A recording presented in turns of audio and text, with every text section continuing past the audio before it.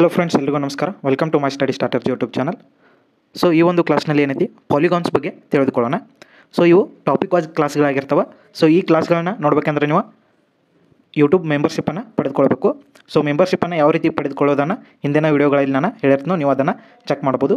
ಅಥವಾ ನನ್ನ ಒಂದು ಟೆಲಿಗ್ರಾಮ್ದಲ್ಲಿ ನೀವು ಮೆಸೇಜ್ ಮಾಡಿ ಕೂಡ ಕೇಳಿ ತಿಳಿದುಕೊಳ್ಬೋದು. ಸೊ ಟೆಲಿಗ್ರಾಮ್ ಲಿಂಕನ್ನು ಈ ವಿಡಿಯೋದ ಡಿಸ್ಕ್ರಿಪ್ಷನ್ದಲ್ಲಿ ಕೊಟ್ಟಿರ್ತೀನಿ, ನೀವು ಚೆಕ್ ಮಾಡ್ಬೋದು. ಸೊ ತಡ ಮಾಡದೆ ವಿಡಿಯೋನ ಸ್ಟಾರ್ಟ್ ಮಾಡೋಣ ಬನ್ನಿ. ಸೊ ಮೊದಲಿಗೆ ಪಾಲಿಗಾನ್ಸ್ ಅಂದರೆ ಏನಂತ ಇಲ್ಲಿ ಮೊದಲಿಗೆ ತಿಳ್ಕೊಳ್ಳೋಣ. ಸೊ ಪಾಲಿಗಾನ್ ಅಂದರೆ ಇಲ್ಲಿ in a geometry the definition of polygon is given as a closed 2-dimensional figure which is formed by a 3 or more straight line. So polygon ಅನ್ನೋದು ಇದೊಂದು 2D ಇಮೇಜ್ ಆಗಿರ್ತದೆ. ಸೊ ಇಲ್ಲಿ ಇದು 3 ಅಥವಾ 3ಕ್ಕಿಂತ ಹೆಚ್ಚು ಸ್ಟ್ರೇಟ್ ಲೈನ್ಗಳ ಕೂಡಿದಂಥ ಕ್ಲೋಸ್ಡ್ ಡೈಮೆನ್ಷನ್ ಆಗಿರ್ತದೆ. So ಅಥವಾ ಇಲ್ಲಿ ನಾವು ನೋಡ್ಬೇಕಾದ್ರೆ ಇಲ್ಲಿ ಇದೊಂದು ಸ್ಟ್ರೇಟ್ ಲೈನು, ಇದೊಂದು ಸ್ಟ್ರೇಟ್ ಲೈನು, ಇದೊಂದು ಸ್ಟ್ರೇಟ್ ಲೈನು. ಸೊ ಇವು 3 ಕೂಡಿದಾಗ ನಮಗಿಲ್ಲಿ ಟ್ರಯಾಂಗಲ್ ಬರ್ತದೆ. ಸೊ ಇದೊಂದು ಏನೈತಿ ಪಾಲಿಗಾನ್ ಆಗ್ತದೆ. ಅಥವಾ ನಾವು 4 ಸೈಡ್ಸ್ಗಳನ್ನ ತೊಗೊಂಡಾಗ ಇದೊಂದು ಇದೊಂದು ಇದೊಂದು ಇದೊಂದು ಇದು ಒಂದು ಕೂಡ ಏನೈತಿ ಪಾಲಿಗಾನ, ಇದು ಸ್ಕ್ವೇರ್ ಆಗಿರ್ತದೆ. ಸೊ ಈ ರೀತಿ ಏನೈತಿ ಪಾಲಿಗಾನ್ ಅನ್ನೋದ ಮೀನಿಂಗನ್ನು ಕೊಡ್ತದೆ. ಸೊ ಇಲ್ಲಿ 3 ಅಥವಾ 3ಕ್ಕಿಂತ ಹೆಚ್ಚು ಇಲ್ಲಿ ಸ್ಟ್ರೇಟ್ ಲೈನ್ಗಳ ಇಲ್ಲಿ ಕೂಡಬೇಕಾಗಿರ್ತದೆ. ಸೊ 2 ಲೈನ್ಗಳನ್ನು ತೊಂದರೆ ಏನೈತಿ ಅದ ಎರಡೂ ಏನೈತಿ ಇಲ್ಲಿ ಕ್ಲೋಸ್ಡ್ ಆಗೋದಿಲ್ಲ. ಸೊ ಹಾಗಾಗಿ ಏನೈತಿ 3 or more ಸ್ಟ್ರೇಟ್ ಲೈನ್ಗಳು ಇಲ್ಲಿ ಫಾರ್ಮ್ಡ್ ಆಗಿ ನಾವು ಪಾಲಿಗಾನ್ನ ರಚಿಸ್ಬೋದಾಗಿರ್ತದೆ. ಇಲ್ಲಿ ನೆಕ್ಸ್ಟ್ ಪಾಲಿಗಾನ್ ಬಗ್ಗೆ ಸ್ವಲ್ಪ ಪ್ರಾಪರ್ಟೀಸ್ ಇದಾವೆ, ಇಲ್ಲಿ ನೋಡ್ಬೋದು. Polygon is a closed shape. So polygon ಅನ್ನೋದು ಕ್ಲೋಸ್ಡ್ ಶೇಪ್ ಆಗಿರ್ತದೆ. That is there is no end that is left open the shape. It ends and begins at a same point. So ಇಲ್ಲಿ polygon ಅನ್ನೋದು ಇದೊಂದು closed shape ಆಗಿರ್ತದೆ. So ಎಲ್ಲಿಯೂ ಕೂಡ ಏನೈತಿ ಇದು ಓಪನ್ ಆಗಿರೋದಿಲ್ಲ. ಸೊ ಇಲ್ಲಿ ನಾವು ನೋಡ್ಬೋದಾದ್ರೆ ಈ ಥರ ತ್ರಿಭುಜ ಐತಿ ಅಂದರೆ ಇದು ಕಂಪ್ಲೀಟ್ ಏನೈತಿ ಕ್ಲೋಸ್ಡ್ ಆಗಿರ್ತದೆ. ಸೊ ಇಲ್ಲಿ ನಾವು ಈ ರೀತಿ ಇತ್ತಂದ್ರೆ ಇದಕ್ಕೆ ನಾವು ಪಾಲಿಗಾನ್ ಅಂತ ಕರೆಯಕ್ಕೆ ಬರೋದಿಲ್ಲ. ಅಥವಾ ಈ ರೀತಿ ಇತ್ತಂದ್ರೂ ಇದಕ್ಕೂ ಕೂಡ ಪಾಲಿಗಾನ್ ಅನ್ನೋಕ್ಕೆ ಬರೋದಿಲ್ಲ. ಸೊ ಇದಕ್ಕೆ ಕ್ಲೋಸ್ಡ್ ಆಗಿದ್ದಂದ್ರೆ ಮಾತ್ರ ಏನೈತಿ ಇದನ್ನು ಪಾಲಿಗಾನ್ ಅಂತ ಕರಿಬೋದಾಗಿರ್ತದೆ. Next it is a plane shape that is the shape is the made of a line segments or straight line. So ಈ ಪಾಲಿಗಾನ್ ಅನ್ನೋದು ಏನೈತಿ ಸ್ಟ್ರೇಟ್ ಲೈನ್ಗಳು ಅಥವಾ ಲೈನ್ ಸೆಗ್ಮೆಂಟ್ನಿಂದ ರಚನೆ ಆಗಿರ್ತದೆ. Next it is a 2-dimensional figure that is it has a only 2-dimensional length and width. So ಇದು 2-dimensional figure ಆಗಿರ್ತದೆ. ಇದಕ್ಕೆ ಕೇವಲ ಲೆಂತ್ ಮತ್ತು ವಿಡ್ತ್, ಸೊ ಉದ್ದ ಅಗಲಗಳು ಮಾತ್ರ ಏನೈತಿ ಇದಕ್ಕೆ ಇರ್ತದೆ. ಇದಕ್ಕೆ ಯಾವುದೇ ರೀತಿಯಾದ ಹೈಟು ಡೆಪ್ತ ಇರೋದಿಲ್ಲ. Next it has a 3 or more sides in it. So ಈ ಪಾಲಿಗಾನ್ ಆಗಬೇಕಂದ್ರೆ ಮಿನಿಮಮ್ ಏನೈತಿ 3 ಸೈಡ್ಸ್ಗಳು ಇರಲೇಬೇಕು.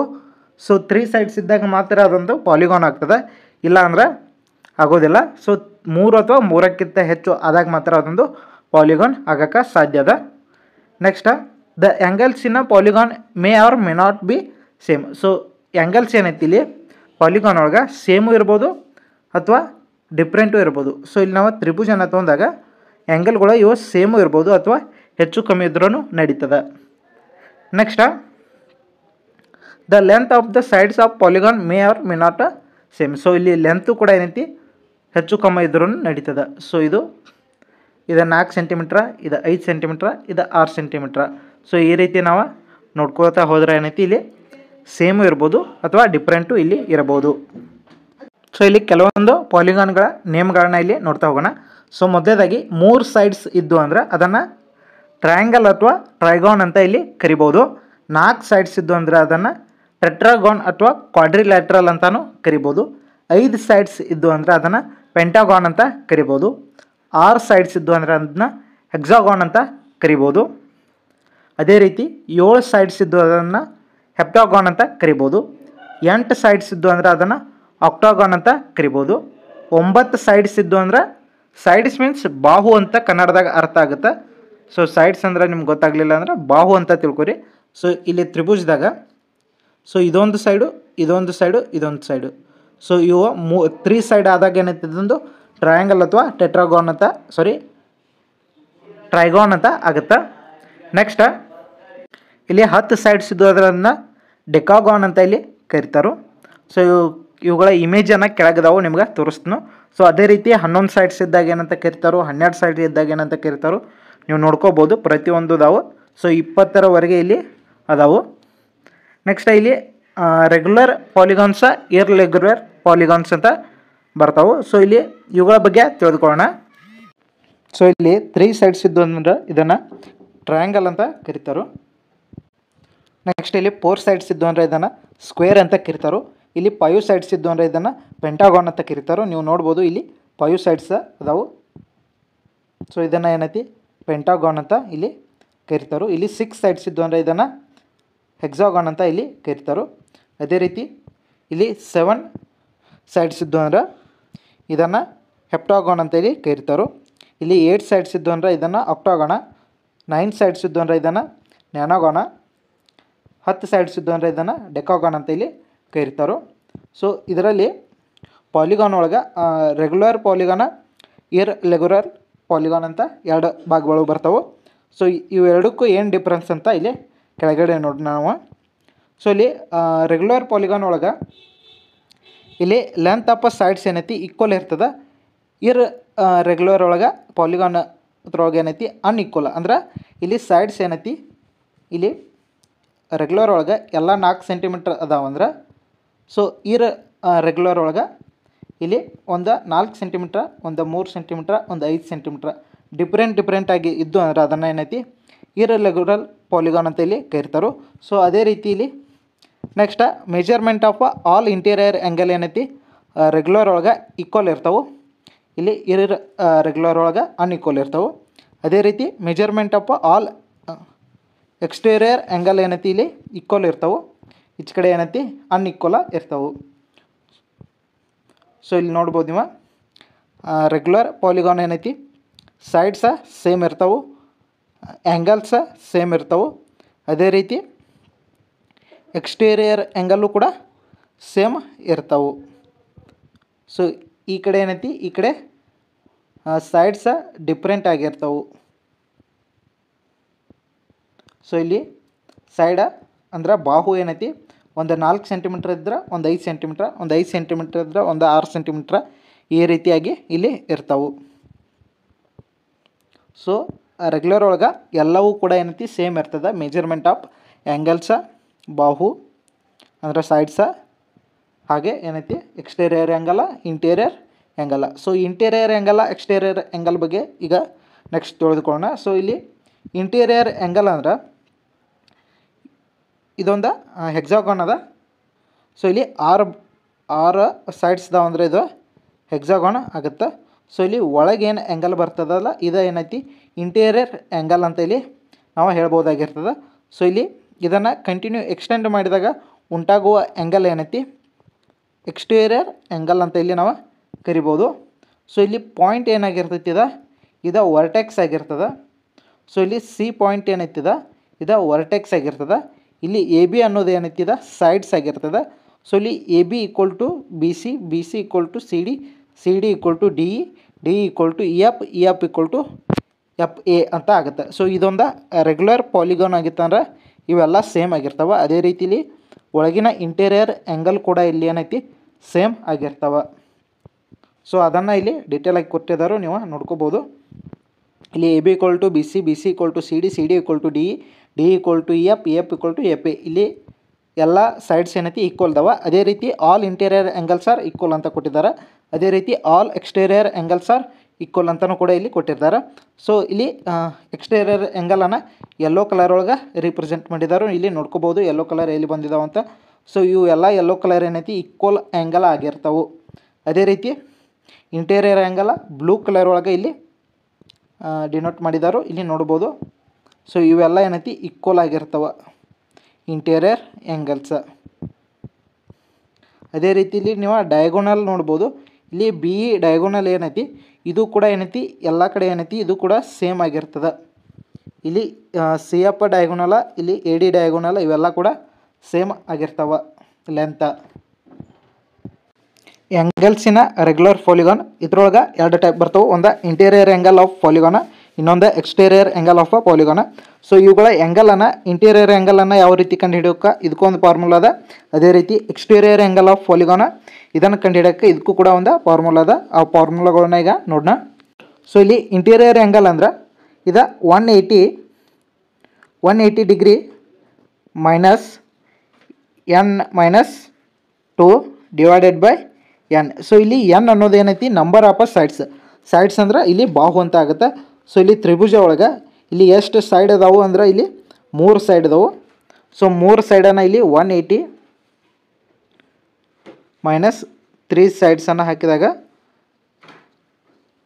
ಸೊ ಇಲ್ಲಿ ಕೂಡ 3 ಬರ್ತದೆ. ಸೊ ಇದು ಮೈನಸ್ ಅಲ್ಲ, ಇದು ಇಂಟು ಆಗಿರ್ತದೆ. ಸೊ ಇಲ್ಲಿ 3 ಒಳಗೆ 2 ಹೋದ್ರೆ 1. ಸೊ 180 ಇಂಟು 1 ಅಂದ್ರೆ 180/3 ಆಗುತ್ತೆ. ಸೊ 3 1 3 6. ಸೊ ಪ್ರತಿಯೊಂದು ಇಂಟೀರಿಯರ್ ಆ್ಯಂಗಲ್ ಇಲ್ಲಿ 60 ಡಿಗ್ರಿ ಆಗಿರ್ತದೆ. ಸೊ ಇಲ್ಲಿ ಪ್ರತಿಯೊಂದು ಟ್ರಯಾಂಗಲ್ ಒಳಗೆ ಆ್ಯಂಗಲ್ 60 ಡಿಗ್ರಿ ಆಗಿರ್ತದೆ. ಸೊ ಇಲ್ಲಿ ಇದೊಂದು ರೆಗ್ಯುಲರ್ ಪಾಲಿಗಾನ್ ಆದಾಗ ಮಾತ್ರ ಈ ಫಾರ್ಮುಲಾನ ಬಳಸಬೇಕು. ಸೊ ನೆಕ್ಸ್ಟ್ ಇದೇ ರೀತಿ ಎಕ್ಸ್ಟೀರಿಯರ್ ಆ್ಯಂಗಲನ್ನು ಯಾವ ರೀತಿ ಕಂಡುಹಿಡಿಯೋದು ಅಂದ್ರೆ ಇಲ್ಲಿ 360 degree divided by N. So ಇಲ್ಲಿ ಎನ್ ಅಂದ್ರೆ ನಂಬರ್ ಆಫ್ ಸೈಡ್ಸ್ ಅಂತ ಆಗುತ್ತೆ. ಸೊ ಇಲ್ಲಿ ಒಂದು ಸ್ಕ್ವೇರನ್ನು ನಾವು ತೊಗೊಂಡಾಗ ಸೊ ಇಲ್ಲಿ ಟೋಟಲಾಗಿ 4 ಸೈಡ್ಸ್ ಬರ್ತಾವೆ. ಸೊ 360 ಡಿವೈಡೆಡ್ ಬೈ 4 ಅಂದ್ರೆ 4 1 4 9. ಸೊ ಇಲ್ಲಿ 90 ಡಿಗ್ರಿ ಏನಾಗುತ್ತೆ ಇದಾಗುತ್ತೆ. ಸೊ ಇದನ್ನು ಎಕ್ಸ್ಟೀರಿಯರ್ ಆ್ಯಂಗಲ್ ಅಂದ್ರೆ ಔಟ್ಸೈಡ್ದ ಆ್ಯಂಗಲ್ ಏನಾಗಿರ್ತದೆ ಇದು 90 ಡಿಗ್ರಿ ಆಗಿರ್ತದೆ. ಈ ಆ್ಯಂಗಲ್ 90 ಡಿಗ್ರಿ ಆಗಿರ್ತದೆ.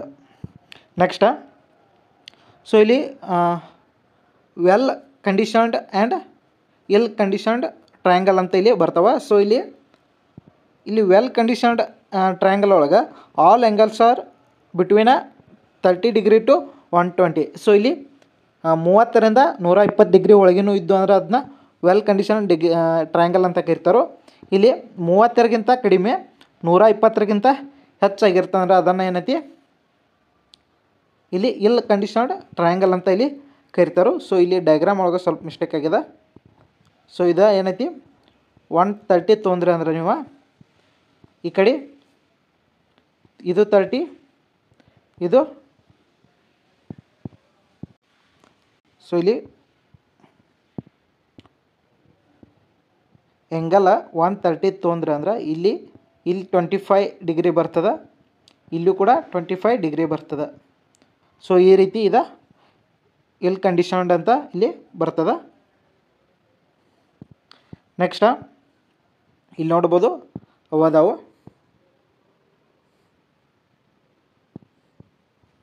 ನೆಕ್ಸ್ಟ್ ಇಲ್ಲಿ ಸಮ್ ಕ್ವಶನ್ಸ್ ಇದಾವೆ, ನೀವು ಇವುಗಳನ್ನ ಬಿಡಿಸ್ಬೋದು.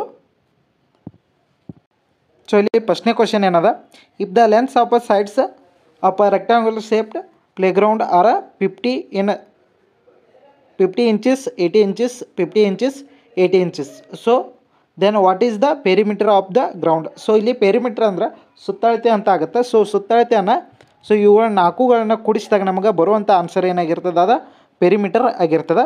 ಸೊ ಇವುಗಳನ್ನ 4 ಕೂಡಿಸಿದಾಗ ಆನ್ಸರ್ ಎಷ್ಟಾಗುತ್ತೆ 50 + 50 100 ಆಗುತ್ತೆ. ಸೊ 80 + 80 160 ಆಗುತ್ತೆ. ಸೊ 260 ಅನ್ನೋದಿಲ್ಲಿ ಕರೆಕ್ಟ್ ಆಗುತ್ತೆ.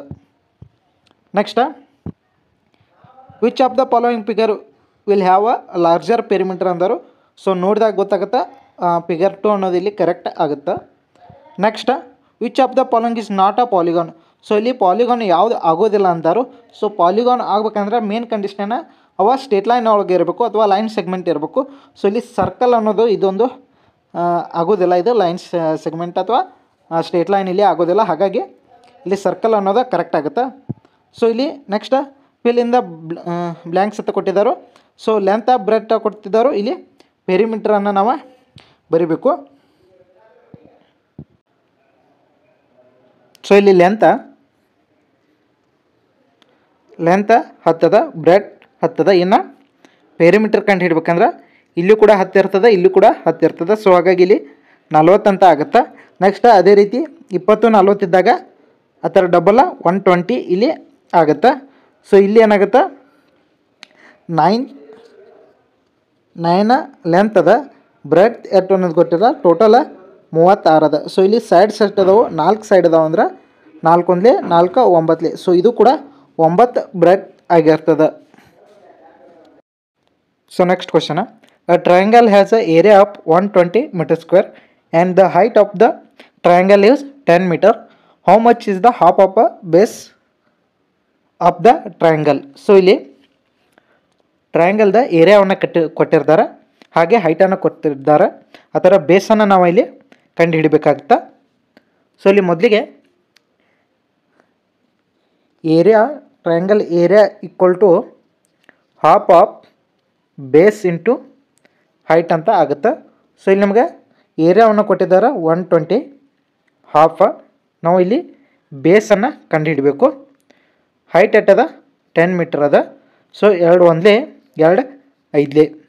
ಸೊ ಇಲ್ಲಿ 5 ಒಂದ್ಲೆ 5 2ಲೆ 10 2 ಉಳಿತು 5 4ಲೆ. ಸೊ ಇಲ್ಲಿ ಬೇಸ್ ಬಿ ಈಕ್ವಲ್ ಟು ಏನಾಗುತ್ತೆ 24 ಮೀಟರ್ ಅಂತ ಇಲ್ಲಿ ಆಗುತ್ತೆ.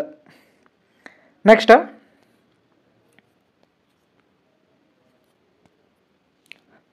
fill in the blanks. The perimeter of a equilateral triangle with each side 5 units long is ಅಂದರು. ಸೊ ಇಲ್ಲಿ ಟ್ರಯಾಂಗಲ್ ಇಕ್ವಿಲ್ಯಾಟ್ರಲ್ ಅಂದ್ರೆ 3 ಸೈಡ ಸೇಮ್ ಇರ್ತದ ಅಂದ ಅರ್ಥ ಆಗುತ್ತೆ. ಸೊ ಇಲ್ಲಿ 3 ಸೈಡ 5 ಅಂದ್ರೆ 5 ಯೂನಿಟ್ಸ್ ಅಂದ್ರೆ ಟೋಟಲ್ ಆಗಿ 15 ಯೂನಿಟ್ಸ್ ಇಲ್ಲಿ ಆಗುತ್ತೆ. Next domain was the practicing on a hexagonal ring. Find the perimeter of the ring if the length of the ring is 20 yards ಅಂತಂದರು. ಸೊ ಇಲ್ಲಿ ಹೆಕ್ಸಾಗೋನಲ್ ಅಂದ್ರೆ 6 ಸೈಡ್ಸ್ ಇರ್ತಾವೆ. ಸೊ 6 ಇಂಟು 20 yards ಅಂದ್ರೆ 120 yards ಇಲ್ಲಿ ಆಗುತ್ತೆ. So perimeter of hexagonal is 120 yards ಆಗುತ್ತೆ. Next what will be the perimeter of pentagonal shaped chocolate box of the length 50 ಇನ್ ಅಂದರು. So ಇಲ್ಲಿ ಪೆಂಟಾಗೋನಲ್ ಅಂದ್ರೆ ಎಷ್ಟಾಗುತ್ತೆ 5 ಆಗುತ್ತೆ. ಸೊ 5 ಇಂಟು 50 ಅಂದ್ರೆ 250 ಇಂಚಸ್ ಅಂತ ಇಲ್ಲಿ ಆಗುತ್ತೆ. So perimeter of pentagonal is 250 ಇನ್ ಅಂತ ಇಲ್ಲಿ ಆಗುತ್ತೆ. Next 9th the area of given figure is ಅಂದರು. ಸೊ ಇಲ್ಲಿ ಇದೊಂದು ಟೆಟ್ರಾಗೋನ್ ಅದ. ಸೊ ಇಲ್ಲಿ L ಇಂಟು H ಅಂತ ಆಗುತ್ತೆ ಏರಿಯಾ. ಸೊ ಹೈಟ್ ಎತ್ತದ ಲಾಂಗ 14, ಬ್ರೆಡ್ತ್ 12. ಸೊ 14 ಇಂಟು 12 168 ಇಲ್ಲಿ ಫೀಟ್ ಅಂತ ಆಗುತ್ತೆ. ಸೊ ಏರಿಯಾ ಫೀಟ್ ಅಂತ ಬರಲ್ಲದ. ಸೊ ಇಲ್ಲಿ ಏರಿಯಾ 168 ಸ್ಕ್ವೇರ್ ಫೀಟ್ ಅಂತ ಇಲ್ಲಿ ಆಗುತ್ತೆ. Next 10th heptagonal shaped coin has an edge length 1.2 mm. Find the perimeter of a coin. So ಇದು ಹೆಪ್ಟಾಗೋನಲ್ ಅಂದರೆ 7 ಸೈಡ್ಸ್ ಇರ್ತಾವೆ.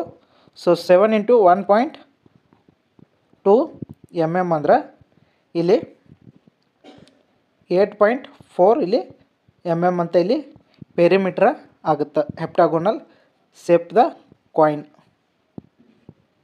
ಸೊ ಇಲ್ಲಿ ಕೆಳಗಡೆ ಆನ್ಸರ್ಗಳನ್ನ ನೀವು ನೋಡ್ಕೋಬೋದು ಅದಾವು. ಇದೇ ರೀತಿ ಇನ್ನೂ 20 ಕ್ವಶನ್ಗಳು ಅದಾವು. ಸೊ ಇದನ್ನು ಗ್ರೂಪ್ನಲ್ಲಿ ಈ PDF ಶೇರ್ ಮಾಡಿರ್ತೀನಿ, ನೀವು ಅಲ್ಲಿ ಇವುಗಳನ್ನ ಬಿಡಿಸ್ಬೋದು. ಸೊ ಇವು 10 ಕ್ವಶನ್ಗಳನ್ನ ಬಿಡಿಸಿದ ನಂತರ ಏನಾಯ್ತು ನಿಮ್ಗೆ ಇಲ್ಲಿ ಆನ್ಸರ ಇರ್ತಾವೆ.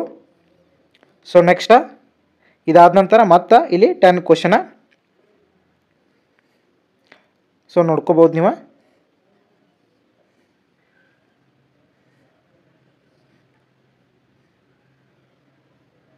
So total 30 ಕ್ವಶನ.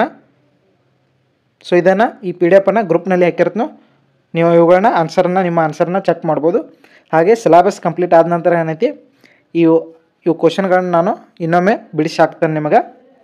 ಸೊ ಇಲ್ಲಿಗೆ ಈ ಕ್ಲಾಸನ್ನು ಮುಗಿಸೋಣ, ಮತ್ತೆ ಮುಂದಿನ ಕ್ಲಾಸ್ನಲ್ಲಿ ಭೇಟಿ ಆಗೋಣ. ಅಲ್ಲಿವರೆಗೂ ಟೇಕ್ ಕೇರ್, ಬಾಯ್.